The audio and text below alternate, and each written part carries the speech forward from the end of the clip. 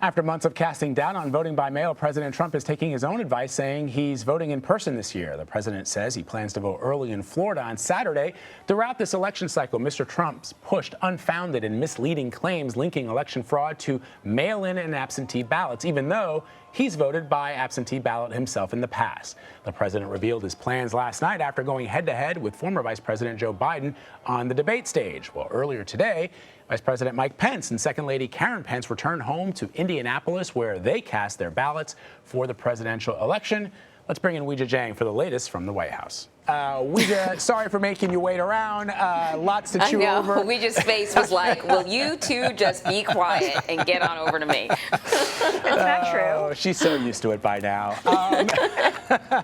So Weijia, the president appeared to have adopted a more subdued tone for most of the presidential debate after receiving bipartisan criticism over his interruptions during the last debate. But you know, there's a danger of pundits saying, well, this was a great debate for the president because he didn't have a meltdown the way that he did the last time around. I mean, the bar is so low, right, that we're just happy as citizens that it went off without a hitch yesterday. But I can tell from just watching social media and seeing some of his surrogates on television already that they think this was a huge win for the president. They do. They are claiming this was a huge victory and that the president was able to prosecute the case against Joe Biden by bringing up the fact that you guys talked about earlier, that, you know, the president claims he did not accomplish all the things that he's saying he wants to do now.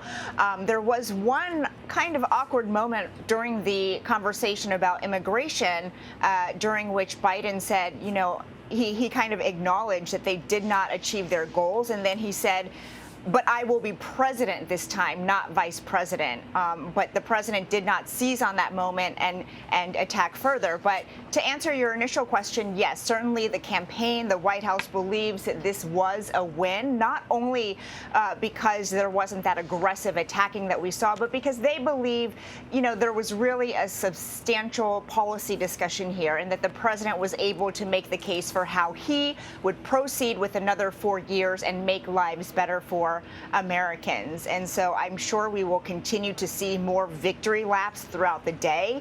But you're right. At the end of the day, you know, what we're celebrating in part is the fact that this was a conversation that the American public could actually listen to and try to decipher differences between these two candidates. And that isn't exactly the high bar that you would expect from a presidential debate. But in this situation, in this political climate, it is a victory for everybody to have had the opportunity to actually hear what these two candidates had to say about policy. That's so true. So speaking of policy, the candidates each tried to sort of position themselves as defenders of Americans' health care last night. The president has been asked a number of times about what his replace plan is in the repeal and replace Obamacare. Here's how he responded to that question. Here's the problem.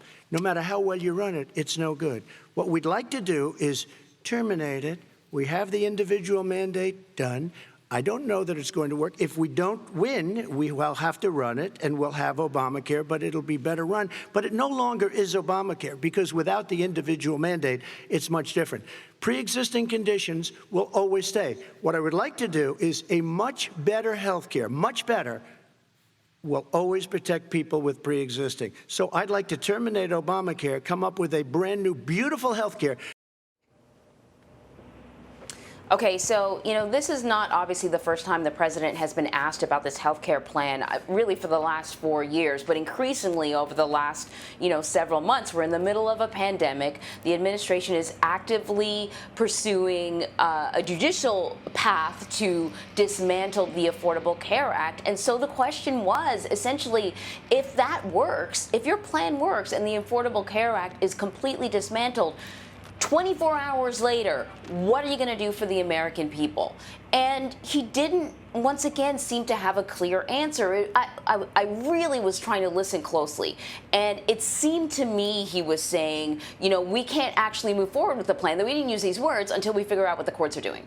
But then he inferred that there were plans out there, all kinds of plans out there. What is the president talking about? Is he talking about sort of executive orders? Is that what he's calling part of his health plan? And I'm wondering if the administration is concerned. We are in the middle of a pandemic, and people want to know whether or not, if they find themselves stricken with this virus, will they be covered?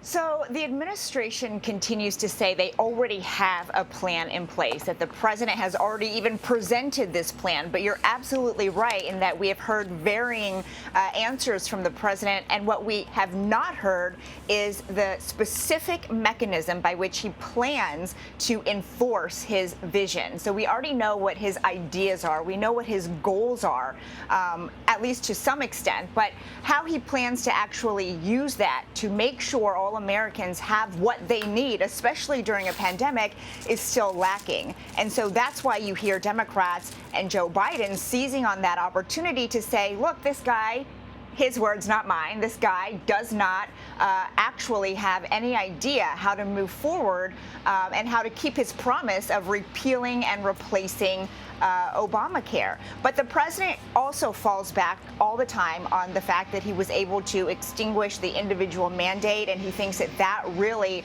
was what made Obamacare so poor from the beginning, which we just heard in that clip. But I think you're right. I think voters are hungry for those details because they want to know that they're going to be covered. They want to know that they can go, have their health cares and their concerns be met, especially when we're in such a critical time when you never know when you might get sick. It's such a good point, Weijia. The numbers for this country when it comes to the coronavirus are stark, and they are grim, and they are climbing. The president, in the early days of the pandemic, because New York and California were hit especially hard, has used that opportunity to attack what he called the blue states and suggesting that it was blue states that were not handling the virus properly. Where now we see pretty much the entire country is either red or orange in terms of surging numbers of people infected with coronavirus, but we're especially seeing it in states that would be considered red states. The president yesterday again repeated the false notion that the virus is going away, that we're rounding a corner. We are not. The president has oftentimes talked about the economy, and the economy will come roaring back. It is not. Yes, the job numbers are better, but we are still in a serious economic downturn here, and many, many people are suffering. He pointed to Joe Biden and said, you had 47 years in Washington to do something like this, but the president, as far as I can tell, every time he's asked, and he was asked about this in the debate yesterday, he cannot seem to provide a list of priorities that he has should the American people send him back to the Oval Office.